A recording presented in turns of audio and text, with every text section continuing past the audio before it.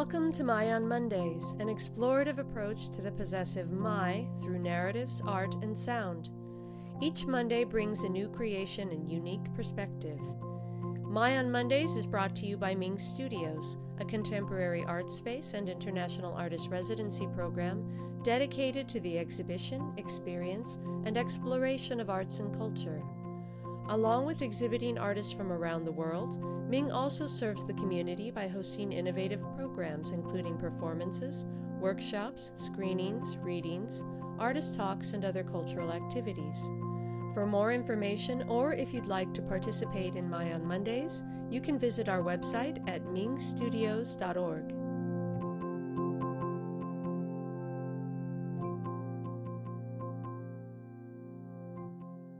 Hello and welcome to My on Mondays. Today we have a new episode from our three angsty poets, Tomas Baiza, Christian Wynn, and Rebecca Evans, who gathered once again, initially to chat about poetry, but then the music industry bubbled to the surface, and like most artists, they found themselves back in time. Big hair, punked and metalled, and singing lyrics they'd buried long ago. This episode, the 11th in their series, brings their discussion of angst on music and the written word. Tomas Baiza is originally from San Jose, California, and now finds himself in Boise, Idaho. He's the author of the novel Delivery, A Pocho's Accidental Guide to College, Love, and Pizza Delivery, published by Running Wild Press in 2023, and the mixed genre collection A Purpose to Our Savagery from Rise Press. Delivery was selected as the 2024 Treasure Valley Reads featured novel, and Tomas's writing has been nominated for the Pushcart Prize, the Best of the Net, and Best American Short Stories anthologies. Tomas has fenced in Italy, been rescued by helicopter from the Sierra Nevada, fended off wild dogs while hitchhiking in rural Morelos, Mexico, and once delivered a dozen pizzas to a Klingon-themed orgy at a sci-fi convention. When he's not writing, Tomas is running trails or obsessing over bonsai trees. Rebecca Evans writes the difficult, the heartful, the guidebooks for survivors. Her work has appeared in Narratively, The Rumpus, Brevity, and more. She's earned 2 MFAs, one in creative nonfiction, the other in poetry from the University of Nevada, Reno at Lake Tahoe. She's authored a full-length poetry collection, Tangled by Blood, published by Moontide Press in 2023, and her second poetry book, Safe Handling, was just published this year. She shares space in a tiny Idaho town with her sons and 4 Newfoundlands. Christian Wynn is a fiction writer, poet, nonfiction writer, teacher of creative writing, and producer of literary and storytelling events based in Boise, Idaho. He's the author of 2 story collections, Naked Me and What's Wrong with You is What's Wrong with Me, and the forthcoming novels Crocodile and My History with Careless People and Other Stories. His work has appeared in McSweeney's, Plowshares, the Chicago Tribune's Printers Row Journal, Glimmer Train, Joyland, Expat Press, Tri-Quarterly, Gulf Coast, and many other fine magazines and journals. And from 2016 to 2019, he was the Idaho Writer-in-Residence, the state's highest literary honor. Welcome to our 11th Angsty Show. We're the 3 Angsty Poets, which includes myself, Rebecca Evans, along with Tomas Baiza and Christian Wynn. Today, we're talking about our angst with music and the written word. As artists, other mediums often inform and inspire our work, but every once in a while, they can get in the way. So I am totally stoked to hear everyone's take on their challenges and experiences with music as a writer. And wondering, Christian, if you would launch us, please. I can launch, yes. So we haven't seen each other in person for 2.5 months, 3 months. And we I don't treaded know. through the snow to get here. We did. It's snowing in Boise. We're back in the studio. And it's so cool to see you and talk about this thing, music and writing and angst and so much I could bring to it. But I will start with, sort of maybe just how music has influenced my writing, kind of from a pretty early age, for sure. we'll go into high school. We'll probably get into a few 80s things there, but also in like the early 90s when I was an undergrad, and late 80s, early 90s, and just some bands like Elvis Costello or American Music Club, the Mountain Goats a little later on, and The Cure, and like the Plimsolls back in the day, the Go-Go's, even just like capturing like mood and just lyrics for sure, but just like the mood and just like the storytelling around some of my favorite writers of song, like, you know, sort of good old Morrissey or the band The Beautiful South. Who I think you remember The Beautiful South. And Morrissey, the Smiths. And just around like their musical sort of like vibe, I was like gravitating to it, going, I want to do that. I totally want to pull off a song like this Sonic Youth song makes me feel. And so I was listening to it for that, and kind of that was figuring out my art as a young man, maybe in my 19th or 20th, 21st year. And I was like, all right, I'm doing this. And I was writing a lot. But the music really helped guide me once I really understood, and felt like, I remember, it was in Seattle, probably kind of a rainy, drizzly day, listening to Sonic Youth, and had been listening to this great band, the American Music Club, as well. And just, I started picking up on all these specifics that these lyricists were bringing to the page. And, sort of Elvis Costello for sure is someone I'd love to talk about, and was just listening to his King of America, a wonderfully appropriate album these days. It starts, he thought he was the King of America, but it was just a boulevard of broken dreams, sort of. She thought she said she worked for ABC News, but that was as much as the alphabet as she could use, So he had these sort of wonderful sort of takes on America from back in, I think, 1986 is when that album came out, maybe even earlier. But that's what I was picking up on, all these specifics, and like, that's what it takes. Like, that brought that whole little moment to life, sort of where he's, talking about, sort of the bull and the heather, and just sort of the guitar riff that follows it, sort of like the small little things in there that bands, when you start paying attention to, at least for me, it's to my favorite bands, sort of, even like good old Hole. Oh my gosh, she would bring, Miss World, some of those songs, would just have the perfect little detail that just made it pop. So for me as a writer, I was like, okay, I'm going to do that. I'm going to start paying attention to this little tiny sensory detail, emotional detail, but actually just the things in the room, what that person's wearing, sort of down in the red chair, sort of, her red chair is a Elvis Costello song too. So I just started like latching onto that stuff as an influence, and I was like, man, and I think it really did help guide me as a poet, but also as a fiction writer, and just as kind of a thinker of like paying attention to the small things and not just the emotional sort of more sort of, I don't know, we'll call them younger writers sort of things, but I still, sort of need to be reminded of that. And after that, I actually, sort of really started putting music in, like musical subject matter, into a lot of my fiction. Later on when I was in grad school, I wrote a couple different stories that involved, pretty heavily some Seattle scene kind of stuff, sort of late 80s, early 90s, sort of grunge era stuff. And I ended up writing this novel that is now, it's been poised and ready for a bit, and I've been revising it quite a bit this last year, and we'll hopefully find a home, called The Crocodile, or just called Crocodile. But the Crocodile Cafe is this iconic music venue in Seattle's music history, and it's kind of rotates all around the scene in 1991 and what was happening. And so the subject matter of like these songs and this kind of this band culture and kind of the kind of groupie culture and a bit of this, like, just getting sort of an understanding of the larger world through music kind of has entered that novel. And I have another one that we were just talking about, set in the early 80s. I called it hair metal. Tomas said, maybe we don't have that term just yet in 1983. It was his novel set in pretty much, well, it has jumps forward, but future of 20 or 25 years from 1983, just in certain sections. But yeah, so this dad and this kid, his son, lived together, sort of like in this kind of funny, cool way at the end of the street, and the dad's in what I was calling a hair metal band. We'll call him a hard rock band. He really wants to make it, and he's like in the Bay Area, kind of in the midst of all that, when the punk scene's coming on too in San Francisco, and the Fillmore is no longer the Fillmore. This is a historical detail too. So I really did a lot of deep dive, like, research on a place that I knew as a kid, as a 13, 14, 15-year-old.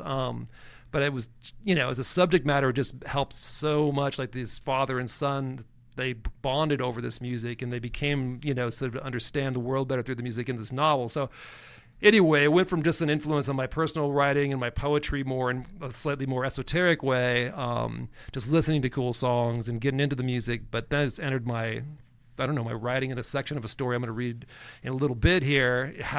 You'll see, it has to do with a specific song that goes unnamed, but I don't know, man. It's just like always been. I listen to a ton of music still. I go see a ton of music. There was a band I just went and saw just a few days back called Slow Dive, which they were a early 90s band out of Britain, and they're back because the shoegaze style is back. The kids love it, and I just saw them in. You're old when you say the kids. I know, exactly. Yes, but it's true. I know, but it was like this bedroomy sound they have. Now it's called shoegaze, and then it's 20 years from now we're going to be still doing this podcast, and we'll go. So let's take out our teeth and talk about the kids now. Exactly. But I mean, it's just like a part of my life. And I know it is for you, Tomas, too, and it has been from the get-go. We were talking about like recording music on your this morning. Yeah. It's like, so anyway, there's so many ways that music is, and I think the angst, I didn't really speak exactly to the angst, but to end for now, I'll just say, yes, I leaned into the angst, The Cure, Bauhaus, sort of some of the early, punk stuff for sure, and just the anger around like the Riot Girls, or the artful anger around all that, and bands like sort of, I've got a list here, even like Grandmaster Flash and sort of the Jam days and kind of the whole thing around like the Quadrophenia stuff. I know you and I've talked about Quadrophenia, sort of all that era, and just the mods and the rockers and everything like that. So I love the. Let's get this motherfucker going. Kind of like feeling, that I brought to the page as I could and still carry with me. I'm still an angry young man, so I am too. Yes, we're all teen girls and we're all angry young men. Yeah. So, Tomas, what about you? Music's always been there. I think the first time I remember being really, really moved by a song, and it probably wasn't the actual first time, but the first time I remember being moved by a song was when Rumors first came out. And I heard, and I was in a car on the way to Mexico, because every now and then we would just jump in the car unannounced and drive to Tijuana. And we're somewhere driving through LA, and I hear Christy McVie's voice. And I think I'm like 10. And I'm sitting in the back seat of this Ford Maverick going, I like her voice.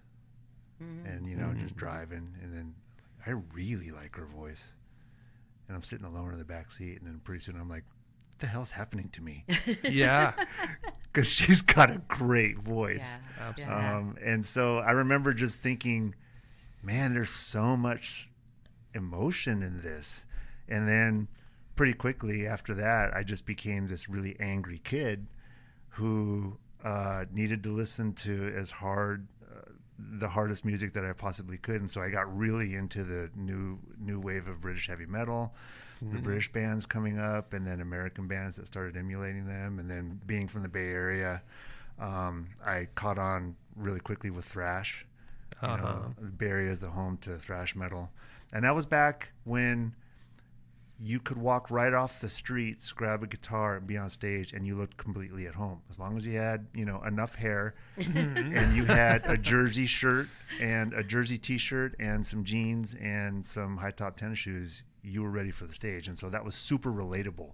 That's how I dressed for school. Yeah. You could grab a guitar and go play, and you're ready for the show. And so that to me was relatable. And so when you say hair bands, that for me was when the bands started dressing in ways that were for me too performative. I couldn't relate to it anymore. I might like an occasional Motley Crue song, but I couldn't relate to them. I didn't think that I would ever see them walking down the street. And if I did see them walking down the street, I'd think to myself, who the fuck are you? Right? But you could run into guys from Exodus or Metallica or Death Angel, and they're just dressed like they're normally dressed with the coolest leather jacket you've ever seen. And you do, yeah. But what about some of like the Brits? They put on put on some makeup. There was always a different. no one's going to hate on Rob Halford for wearing his S&M gear on stage. Yeah, exactly. You know, so yeah, okay. There's a costume that worked. Right. But for me, it was just about getting the anger out through music. But it wasn't all about anger, because you mentioned some bands like The Cure.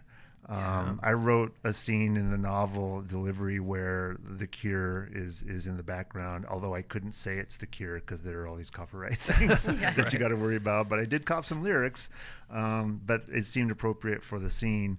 But and I'm realizing as you were talking shit, I wrote a story kind of around Shaka Khan's I'm Every Woman. And that for me was something that had to be playing in the background in order to make the scene make more sense. So yeah, music's always been there for me.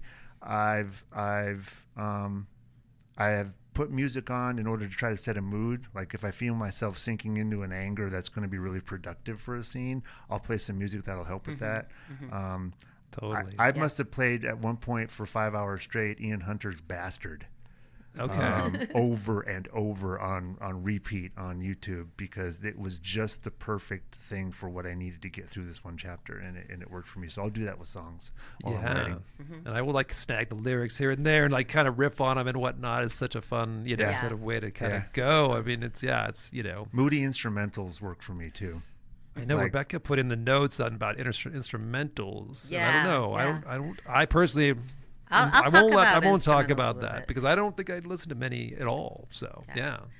I think that's super interesting, and I think all three of us are kind of cinematographic writers, right? And so when you're thinking of scene and you're visualizing what it looks like, I think you automatically are thinking of what the playlist is for that scene, right? Totally. Like what's gonna be playing in the background. So I think when you as long think as you that can way, afford the rights to it, right? right. So I think, but it might influence it that you're playing it along. And I also wanted to comment, like music was like a big angst area for me growing up. And I think it's very interesting we'll all use music in an angry way, and we're the three angsty poets, right? It's on brand, yeah. Yeah, it's our brand, right? My first memory of like remembering lyrics that were popular, when we talked about doing this show, I'm like, what are the first lyrics I learned?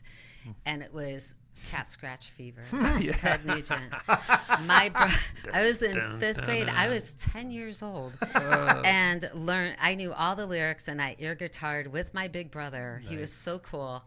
And he still is. And he introduced me, like he had a love for music. So I had this great introduction to Led Zeppelin, whose words and music to this day I still love. I mean, just iconic.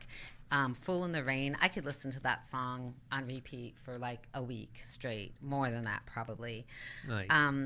My first album that my brother bought me for like a birthday or something were the Eagles, and I was in like sixth grade. Which album? I think it was Hotel California. Okay.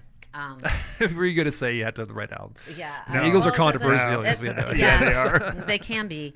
But what happened was I got hooked on the Eagles, and that tripped me over to Gordon Lightfoot, and the poetry of that man was incredible to me, the storytelling and poetry.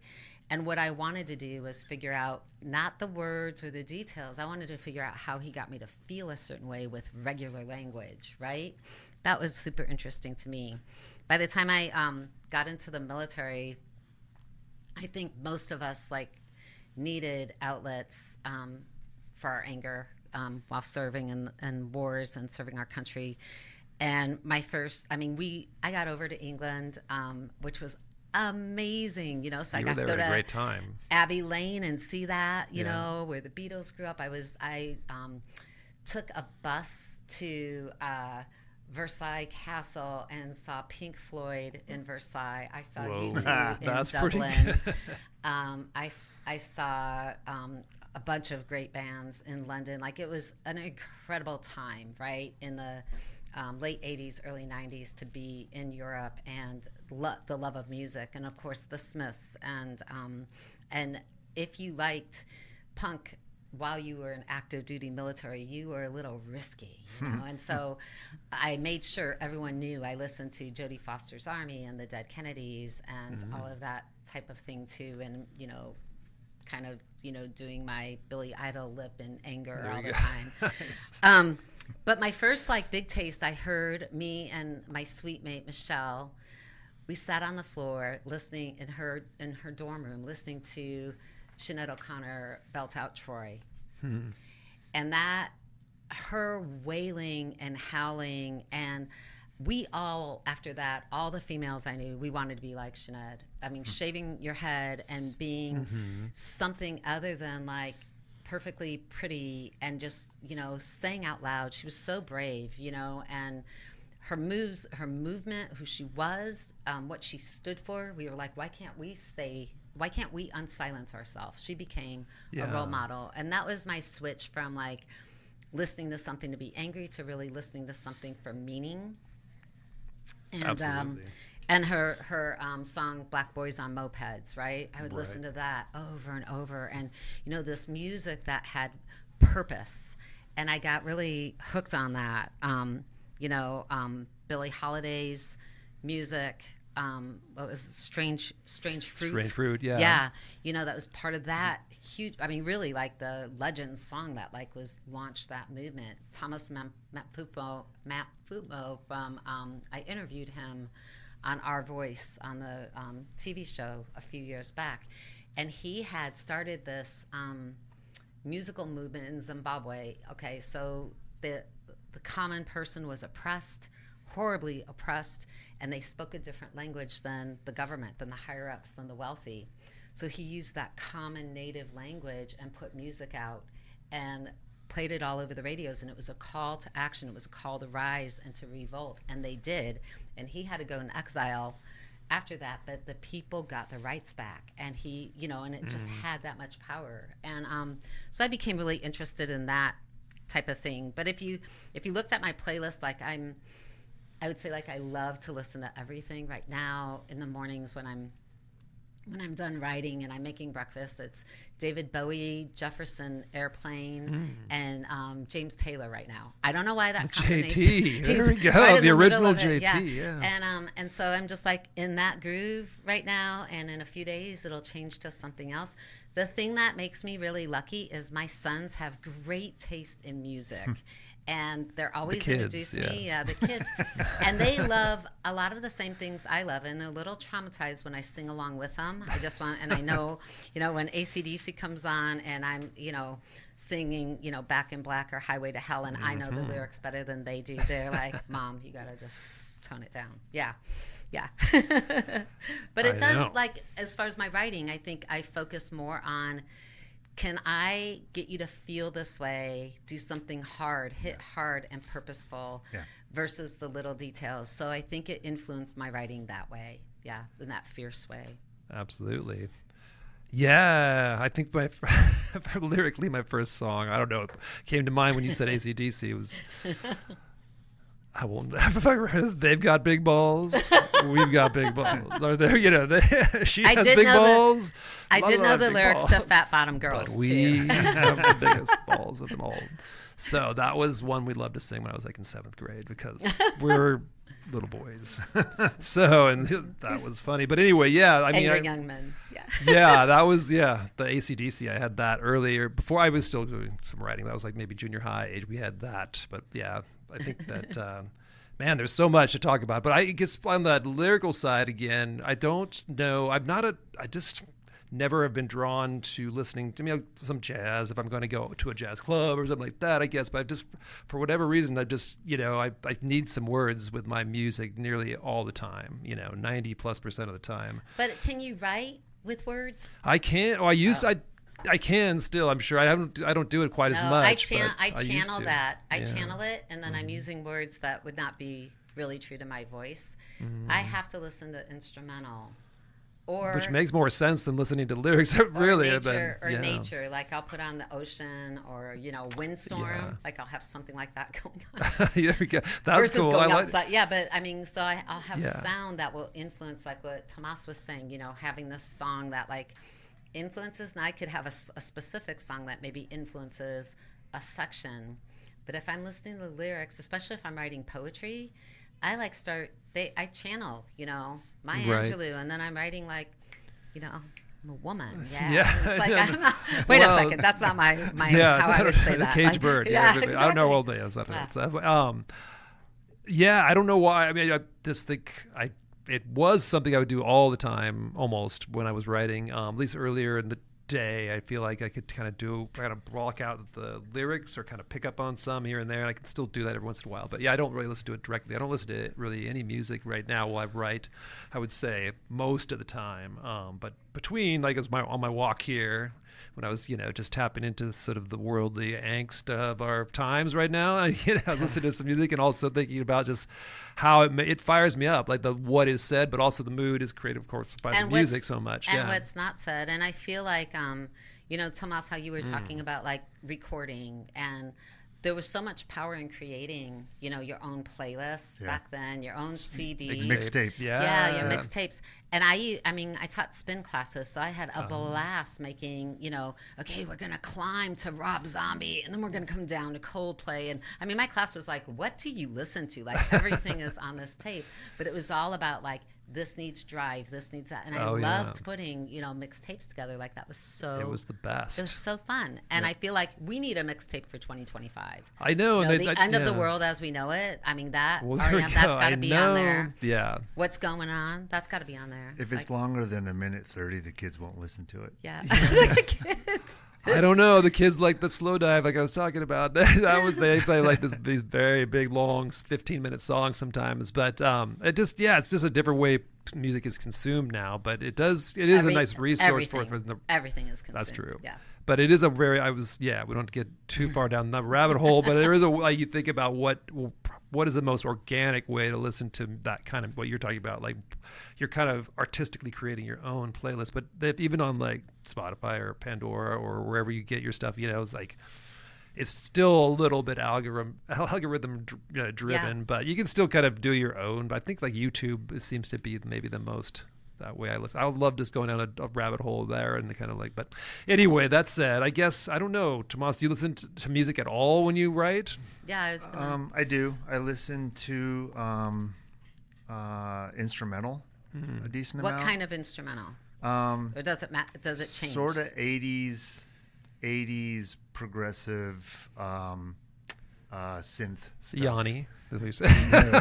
My two favorite would be Tangerine Dream and Yeah, Vangelis. yeah. And so two great examples if anybody out there wants to try writing to a sound bed, so to speak, would be Tangerine Dream's album Exit is one of their classic albums, and then Vangelis's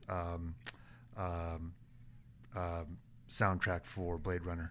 I feel like for this this show we should have a playlist. Oh, I thought about that. One, I was like, I was going to play a couple songs today, but you said the right stuff. I listen to Yo-Yo Ma. Love listening to that. And I was thinking about like Kenny G, which was a military. You should never think about Kenny G. You should. No, but the contrast of like all our angst and being in war, and he was super popular for us military people at the time because it was so, I think, just such a big juxtaposition to what we were experiencing. Yeah. You I wouldn't think that. Yeah, well, you can. Yeah.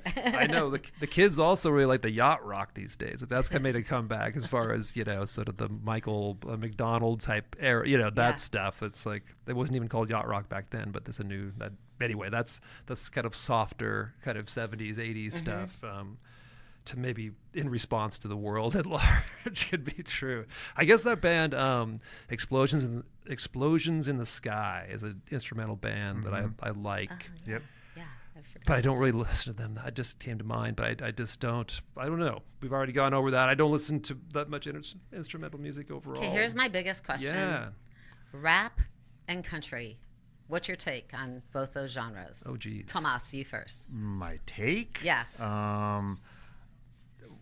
Define country because there's it's your definition country of and country western. So your definition of country, the super current popular stuff that goes under the heading of country, I can't listen to it. But if I'm listening to something that I think somebody would call country western, and I'm listening to that music and I can hear the musicianship and the musicality, then I'm into it. I mean, I've never been a country music fan, but I know from listening that there are some musicians who can absolutely wail. And I respect the crap out of that. So I was just this morning listening to what I would consider really good country western music, but I'll bet you anything a 20-year-old would go, "What the fuck's this?" And Right. so I can love it, although as a genre I'm not drawn to it. Rap, way more so my speed. And I grew up remembering hearing the very first quote unquote rap song on the radio, Which was KSOL, Rapper's Delight. rap. I Oh, know. yeah, I very yeah. much Yeah. remember that Yeah, too. and that just I like, remember that too, That yeah. was a moment where you're like, "What the hell am I listening Fat to?" Five Yeah. Freddy. And it just took off, and it was great.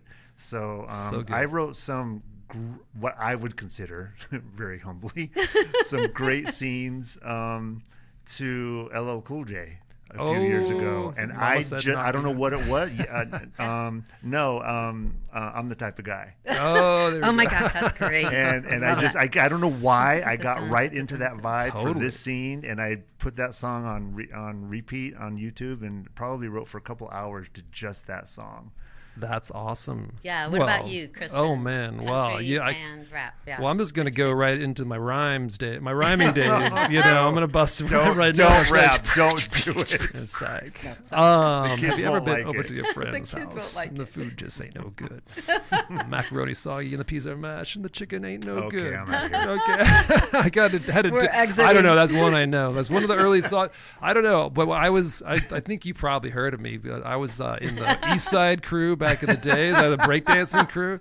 But this is a true story. And anyway, just into the writing side of things, my friends and I, two of my friends, Roland and Bill, we in high school at the talent show. We won the talent show with had this. Won't go into what it was. It was like a little kind of high school sort of nicknames we had, and I wrote this song, rap, sort of this rap song, and did our whole bit. And I knew is it Nucleus who sings "Jam on It" too?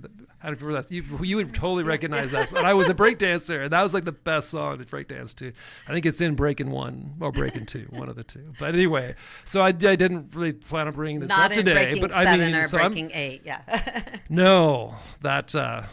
I think that franchise kind of got cut off Yeah. at 2. I feel like, but that said, no, I've listened to like hip hop, and early days, like I got introduced, I remember so well, like right on, like we had this kind of moved to the Seattle area and had this larger piece of land, like acre or something like that. I had to mow the lawn. We finally got a ride-on mower. And I had my Walkman, early days Walkman, yeah. and I put it on, and somebody, I think a friend from California, we had recently moved from the Bay Area also to the Seattle area, and they had sent me like a Grandmaster Flash and the Furious 5 sort of tape, or I had taped it from their tape or something. I had it, and I was listening to it, and that, and like the Fat Boys, and like Nucleus, like I said, and so I'm drawing a blank on several others, but Run DMC kind of came along too. But it totally like changed my way of, like, I was like, this is awesome. I was like so moved, and then the Beastie Boys came on, and I was so very much I listened to sort of not a ton of like contemporary hip hop. I'm a big fan of like Run the Jewels. I listened to them quite a bit, or like Kendrick Lamar. Sort of I don't know his stuff as much, but he was just on the Super Bowl just a couple days ago, and I know some songs. I know he has a beef with Drake, so Yeah. We do. We all. But know I that. mean, so I'm a huge fan, and I do think storytelling and country and in rap, and there's been an interesting amalgam over the last several years now. I work together.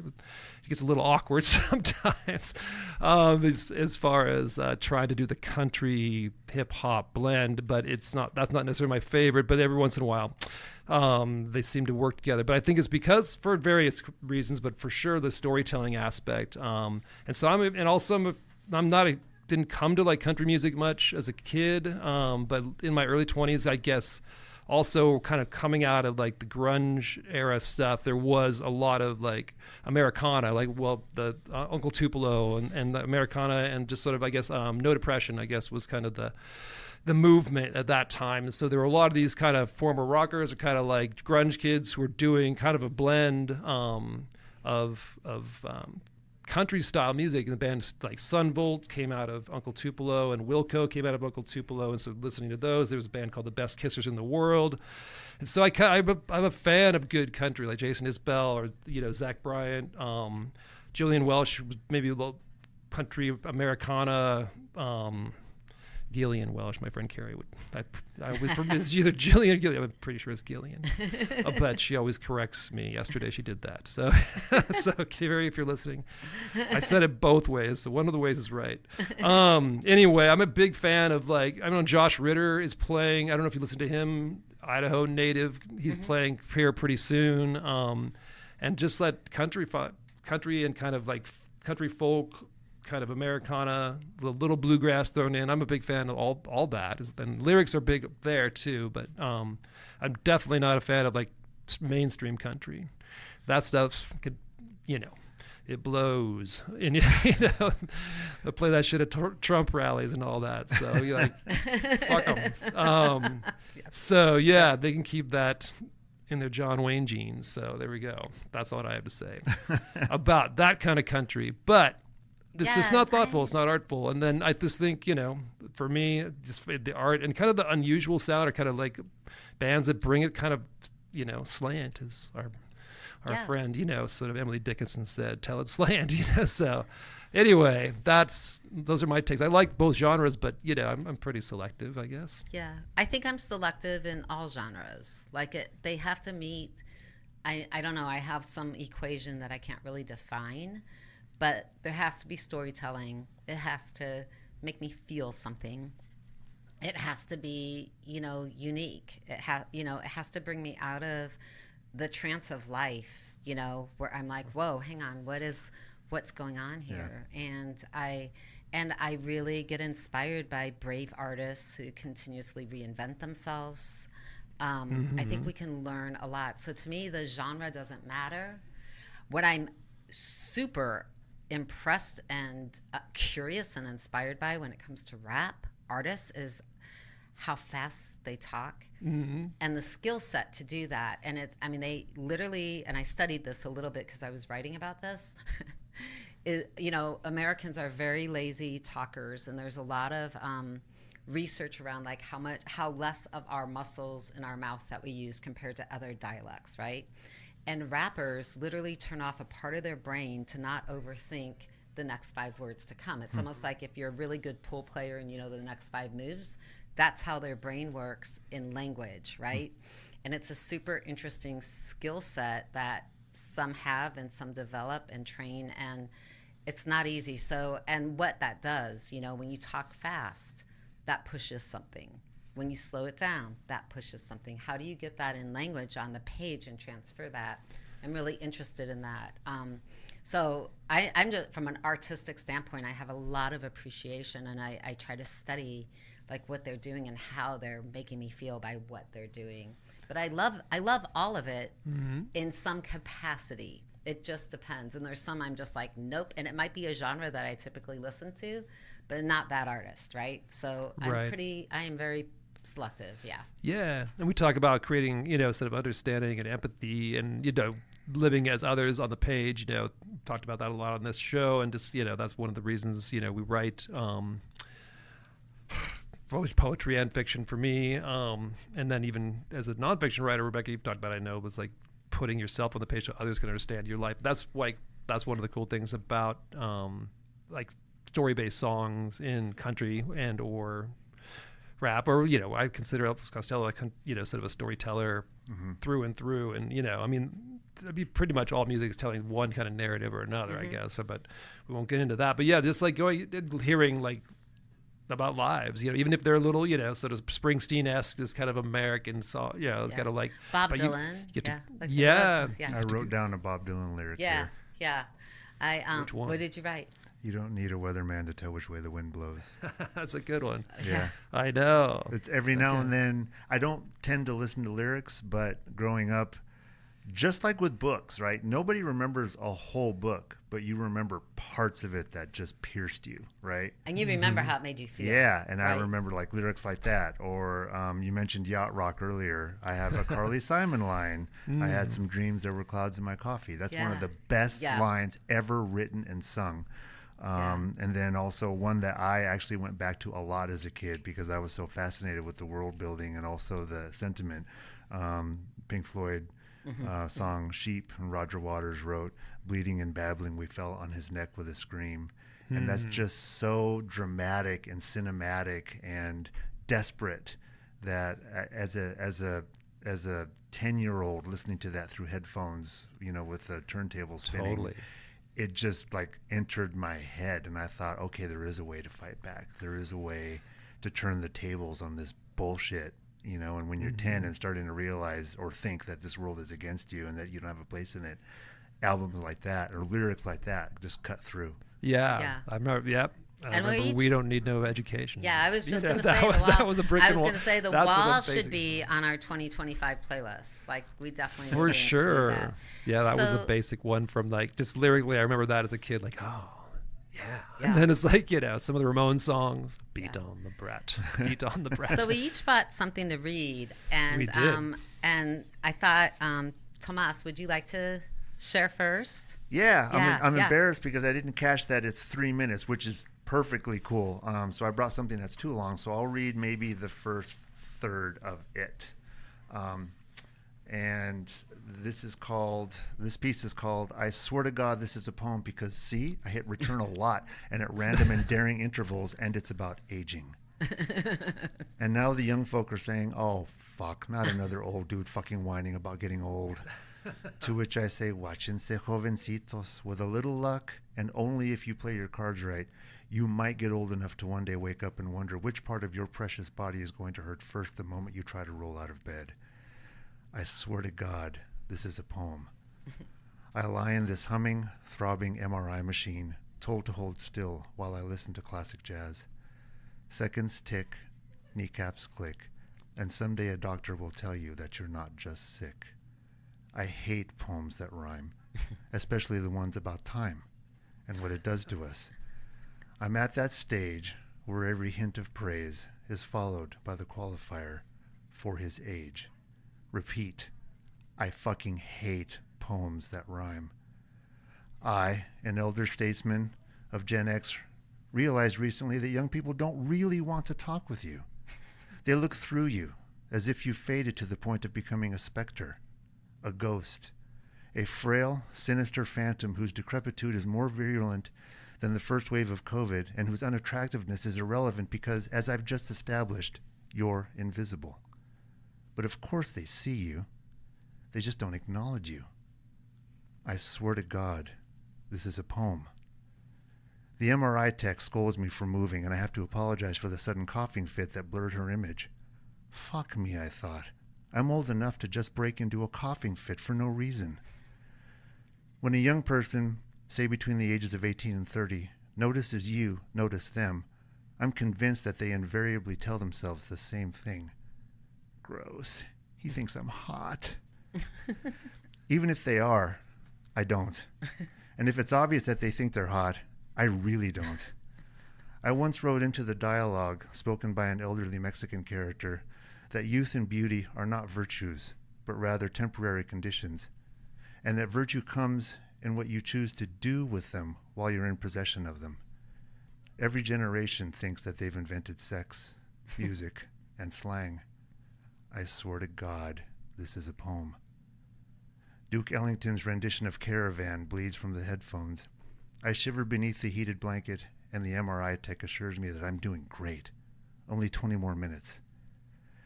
And I reflect on how I utterly wasted my youth and whatever claim to beauty I might have once had. I once pretended to be so pretty that my girlfriend cocked her head at me one night before going out and said, "Let me put makeup on you. Let me do your eyes." A half hour later, I gazed into the mirror and, reluctantly and flushed with modesty, proclaimed, "Holy shit, I look amazing." Forgive me, it was the 80s. And almost 4 decades later, I have to admit that I probably did look amazing, but not in a way that would have been, sustainable. Like in ways that would get you a job or allow you to make friends or let people see you as a real person and not a monster. I swear to God, this is a poem. And so I'll stop with that. There are more music references later. Nice.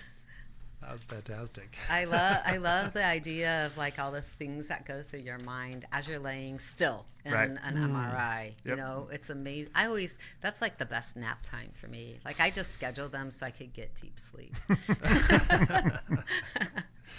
It's expensive. It's expensive, but and it did convey, how your mind, works in that. So you learn a lot about this narrator, right? By Totally. What's going on in the and just there's the way no scene, right? It's all in his mind. It's amazing. Yeah, and you did a good job, like time checking, like when to remind us you're kind of immobile, So, and also signposting. The old, the young, and you play around with the rhyme, which was pretty funny, and just kind of like giving the finger to many things here. So yeah. Good, right. good. So who's up next? I think I'll read. it's Rebecca. I'll read. Okay, so I wrote a little ditty about Taylor Swift. And you didn't see this because, you're only experiencing audio, but Tomas almost like spewed his coffee or whatever he's drinking when I said that across the room. I talk about Taylor Swift through cover art. There's a site for that. Taylor Swift has books. Book jackets paired with Swift outfits. My favorite? The Book of Eve.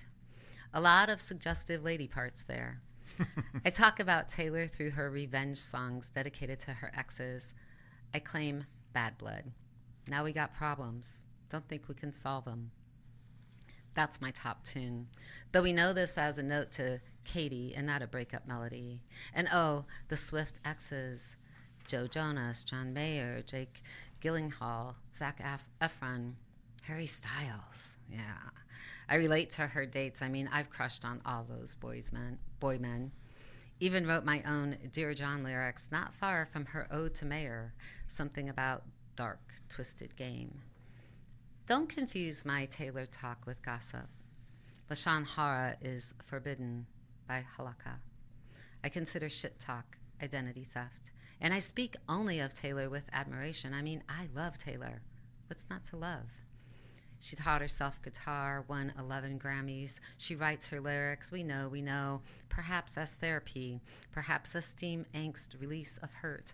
Perhaps a betrayal purge out of her body, onto the page, through her pipes and into the wind, the world.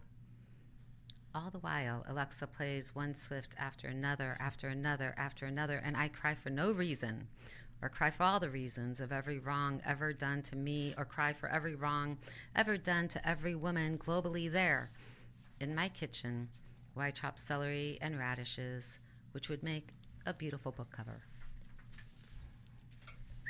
Yeah, there you go. Tay. There you go. I know. That was awesome. Yeah, I've been brought over to the Swiftie side. The Swiftie side. Yeah. Have you seen the Taylor Swift book covers? Book covers? Well, you should just Google that. It's amazing what this artist does. No. Like she'll take and pair a Swift artist, a Swift outfit with a book cover. And it's like a perfect match, that right? Would be cool. Each just like the tones or the attitude or the color. And it's so fun.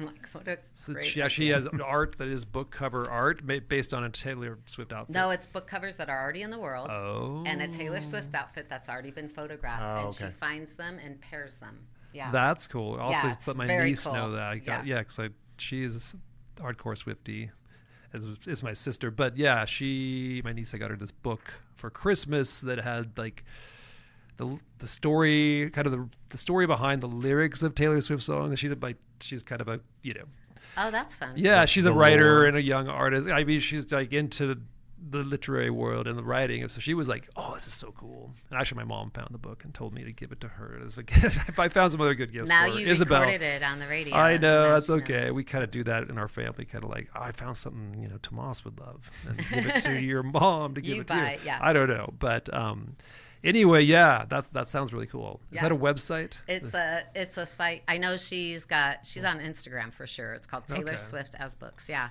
super fun, but it's just fresh. It's like a fresh way to look at book covers, and you think about, when you look at book covers, a lot of times I do think of album covers, right? Mm-hmm. And like, what is this selling, right? When you look at the cover of an album, the cover of a book, like Yeah. Oh, before you read though, I have a Okay. quick question for everyone.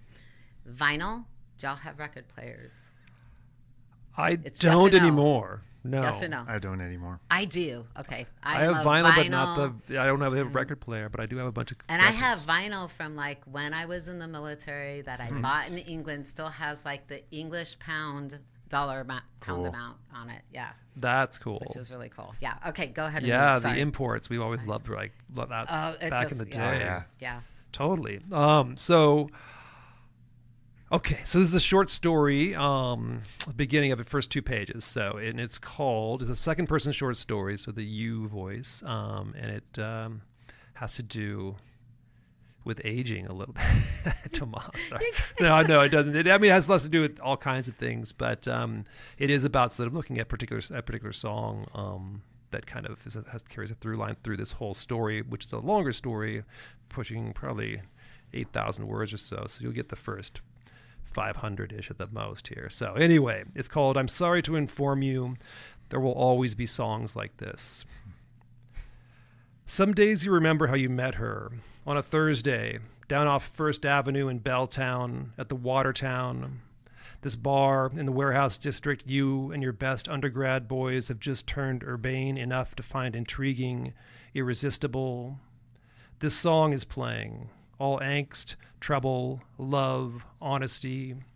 This song they will go on to reboot and trot out for so goddamn many chain store, diamond-studded Rolex, winding mountain road, cross-sport commercials in the years to come that no way anyone, not your new young wife, your first marriage kids, your students, your staid neighbors, not even yourself most of the time anymore, can access the balled-up thrill of just listening, bouncing, swaying amidst the hot, radiant crowd, young and half drunk, and this perfect new song you've heard once, maybe twice, scrolling out to set the tone for what, every time you will hear it after this night for many, many years, will allow you to understand that yes, because of this song playing, life, everything will be all right, right? This song is playing when she comes right up to you, like girls rarely do, and she takes your hand. She is tall, cat-eyed, short black hair, blood-red lipstick, smelling of grapefruit and salt, severe, confident in a manner that makes you feel like someone, something new. 5 strides, and you are sure now, doing some awkward tiptoe step and spin dance. But whatever, this is everyone's dance this year, and she, this girl, you have no real idea of what to do with her. She throws back her head, side to side stepping, and doesn't seem to mind at all. The air is clove cigarettes, beer spill. The song drums, clatters. You make eyes, dance. She dances with you. You think, I'm dancing, we're dancing, in a club, in a city, on a weeknight, like people, like adults do. A joy you will always remember precisely unspools within your chest. A warm letting go. Pretty boys and girls crush the dance floor. You press into her. She cups her arm around the back of your neck, leans to whisper something you can't quite hear within the rise of the chorus, the hi-hat. And all that matters is that she smiles the very biggest smile as she pulls away, pointing, backing toward the edge of the dance floor, forever stretching endless. Shut your eyes. The song whines. Spin once, twice. Tick your hips in a last boyish move of hollow confidence, not understanding that she isn't in front of you to be impressed, or not understanding that the last 3 chords strum and pluck to the finish. You're not understanding that you aren't going to get this back. Not really. Not ever. This song, this pleasant ringing behind your eyes, this glow of citrus and warm breath, cigarette haze shifting beneath the high, slatted ceiling. You don't understand yet that this possibility, this certain perfect retreating nascence, has you in its knuckled grip and grasp and is pulling you into places, years and lives you haven't even thought up yet. Open your eyes in the pause between songs. She is gone. Amid the joyous boys and girls all fleeing the dance floor for the bar side. She is gone, and she's not there, nor there, nor there. She does come back. She does come back. That's the part, yeah. Anyway, that idea of those songs. I just, I didn't name the song at all in the story, which is, I love that it's not named because it could be any song. Yeah, anywhere. exactly. A couple in mind. Yep. What did you guys think of? I'm just real curious. Like, was there a song that you like? No. Was there? I immediately thought of The Cure. It felt like a Cure. Yeah, Sorry. But like a song that you were like, I was thinking like it could be like, "Oh, Melt with You," or something, or it's kind of like, or a Cure song, or something in that era. That's my era, but it could be any song from if you were in, if you're a boomer back in like something from Creedence, it was like just a song before they made it into a, Ford Bronco or whatever commercial, like they did, or anything. Backdrop to every Vietnam scene you've ever seen. Yeah, right? Exactly. But anyway, that idea. But then the story unfolds, and it was a fun one to write, but kind of sad too, tapping into sort of what is lost, instead of about those moments. If I'm going to project, I would say that it was Simple Minds playing. Forget About Me? Yep. Is that yeah. The best high school graduation song ever in history. That's Thank a good you. one. Case closed. Shut up. Right? I don't know. Was that the end of Breakfast Club? Yep. It was that was the final song. Yeah. Oh, and those psychedelic furs. Oh man. Oh yeah. Those were so the good. Psychedelic furs. I have their vinyl, man. And just all those John Hughes movies and their soundtracks. But yeah, so that's a good one. Yeah. Anyway. So yeah. That's what I have. So anyway, lots of music. Good job, you guys. I feel like we're about to wrap, and I feel like this has not been any angst at all, right? Oh well, I don't know. I mean, there's angst like in our life, but it Right. feels like music has been our friend. Like there's not Totally. angst against music. It's like thank you, music, for helping us with our angst. And so angst, there's yeah. angst in it, but not angst towards music, right? Because I feel like No. we've all used music. We've needed it. It's like been breath to us is what it feels like to me. We could do a whole other episode on my opinions on autotune. Oh, there we go. We'll push that back. We could do that. I know. We could Let's do hit our, that in the summer. We could do, maybe, some of our least favorite music that makes you mad, or anyway. Music that makes you, I mean, I have a list of music but I don't listen to it. No. It's like I can stop reading when I don't like something. I can stop looking, Totally. right? Unless I'm driving, right? But for the most part, like we can make choices on what we tune into. So Totally. And there's something that's magical that just makes me want to write so often when I'm listening to good music. I mean, just, all the time. Just today, like I said, on my walk here, it's just like, that brings like something about the kind of I don't know, just the thoughtful sort of insightful ways of just breaking down the world that a good song gives you. And it's like, yes. And it's, it's hard to capture music too on the page, man. But that feeling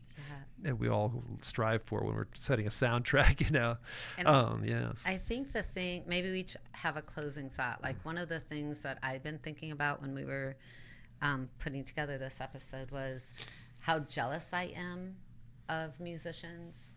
I played the cello for like 8 years, not well, right? Not very well at all, but I love the cello.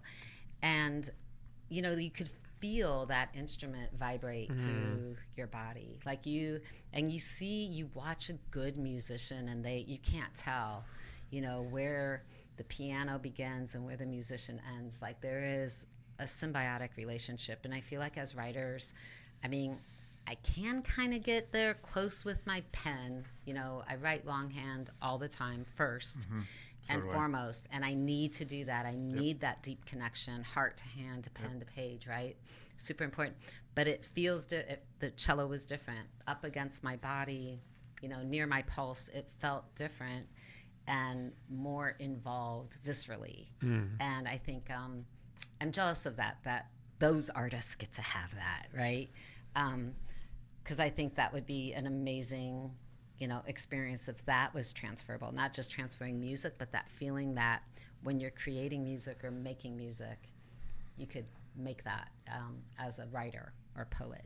Right. Yeah. There's a lot to, I'm not a musician in that realm either, but comparing the pen to the guitar to the cello to the, all that stuff. But so, What about you, Tomas? Closing thoughts on? That I've grown up, it occurred to me at one point that a lot of people that I know who really like music conflate musical talent with the quality of lyrics and the content. And for me, they're not the same. And I'll profess as someone who hasn't been obsessed with lyrics over his lifetime, but I realized fairly recently that, not fairly recently, but it took me a while to realize that this person may be a great singer and they may be the lyricist of the band, but good God, their lyrics are bad. They have nothing to say. No. And it's all cliched and it's overwrought and it's repetitive and that's when I realized, okay, so being an amazing singer does not mean that you're bringing quality to the song. And I knew that from guitar, like I can name 20 guitarists who are amazing technically, but why did you do that? What was your thinking when you put together that solo? Right. So I think it's a lack of heart or a lack of, like, you feel it. You can feel the difference between the meaning, the meaningfulness. Right? Yeah. There are some lyrics that just leave me not only empty because I can't relate to them, but they're really bad. There's no merit to them. Yeah. So I get it's the same thing with a book. Yep. And I might not even be into the story, but I might love the writing. Yeah. And so I'll stick with it. Yeah. I've done that too. Yeah. I've done that too, where I just I'm enjoying the form and the technique and the craft, but it's like, it's empty. Mm-hmm. Yeah. Mm-hmm. What about you? Yeah, Closing there's thoughts? lots we could talk about on that. Yeah, what we value most, in music and also in story and writing. But I'll just close with, I think, this might be apocryphal, as they say, but I believe that Frank Sinatra said this to Tony Bennett when Tony Bennett wrote it in his sort of autobiography, his memoir, talked about it. It's like, because he was a little younger than Frank Sinatra. He's like, hey, kid.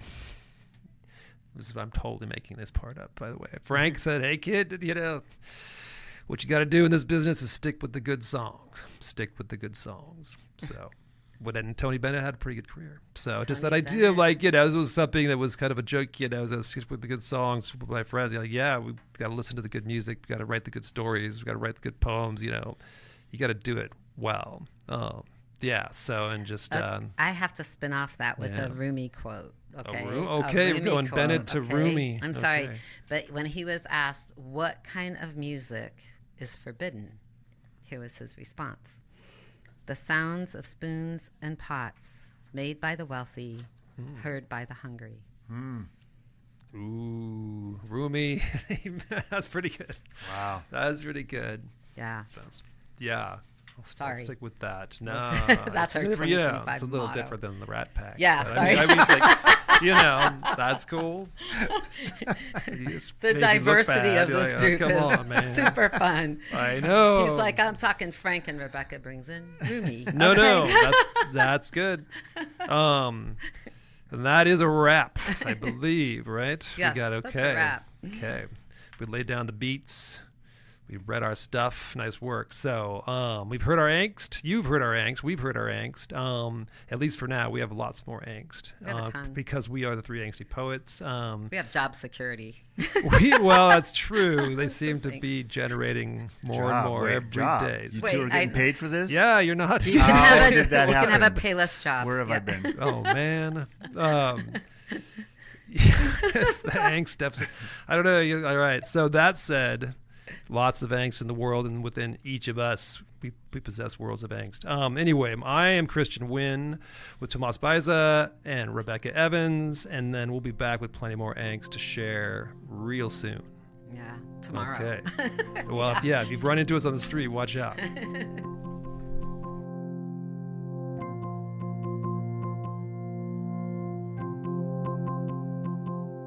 Thank you for joining us today. We'll be back next Monday. Tune in.